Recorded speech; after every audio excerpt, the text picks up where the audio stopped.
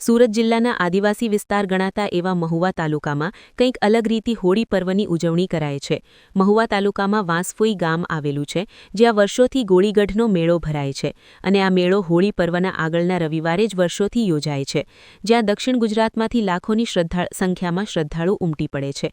આ મેળો યોજવાનું કારણ પણ એવું છે કે લોકવાયકા મુજબ વર્ષો પહેલા અહીં ગામમાં બે ભાઈઓ રહેતા હતા, જ્યાં હાલ મંદિર બનાવવામાં આવ્યું છે, જ્યાં ઢોર ચરાવવા માટે તેઓ આવતા અને મંદિરની જગ્યાએ બેસીને ગુમડા, ઓરી, અછબડા જેવા રોગોના દર્દીઓને તેઓ આયુર્વેદિક દવા આપતા અને લોકોના રોગ પણ દૂર થઈ જતા હતા।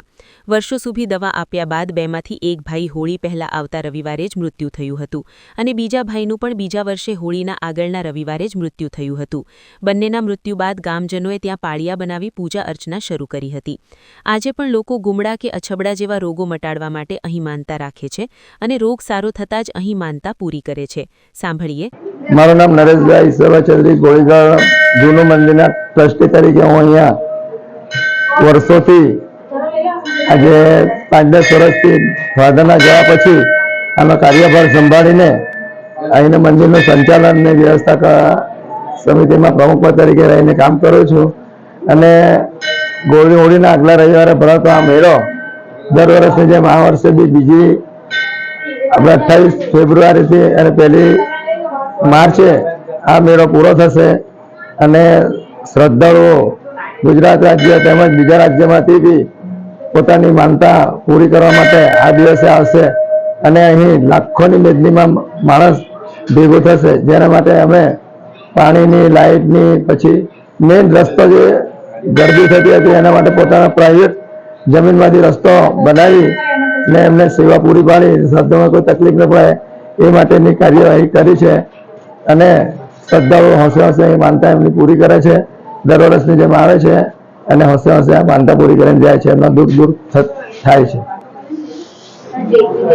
ગોળીગઢ મેળા તરીકે અહીં દર વર્ષે ઉત્સવની ઉજવણી કરવાનું ગ્રામજનોએ નક્કી કર્યું હતું।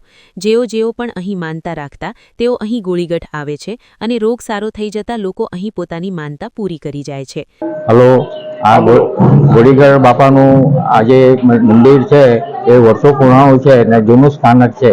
એની અંદર વર્ષોથી હોળીના આગલા રવિવારે જ મેળો ભરાય છે ને એમાં શ્રદ્ધાળુઓનો ગુજરાત રાજ્ય કે બહારના આજુબાજુમાંથી બધા ઉમટી પડે છે, બોમ્બે ને બધેથી આવે છે ને એનું એટલું બધું આસ્થા છે કે કોઈ બી બાધા કે ગોળી રાખી હોય ને એનો તો પછી ત્યાર પછી એમનું સારું થઈ જાય એટલે બાધા ચડાવે છે ને એ ગુરુ આપણે હોળીના આગલા રવિવારે જ ચડાવ આવે છે અને બહુ આખા દક્ષિણ ગુજરાતમાં મોટો મેળો એવું લાગે છે। બોલ ને બીજું ને અહીંયા રવિવારના શનિ રવિનું મોટે ભાગે પેલું ભરાય છે મેળો ને ભાતની બધી દુકાનો આ બધી મેળો ભરાય છે। આમ તો જોવા જાય તો આમ આ લોકો બી આજુબાજુના વિસ્તારના બી બધા ઘણા લોકો આવે છે ને આરામથી મેળો ભરાઈને આનંદથી જાય છે। ઓકે,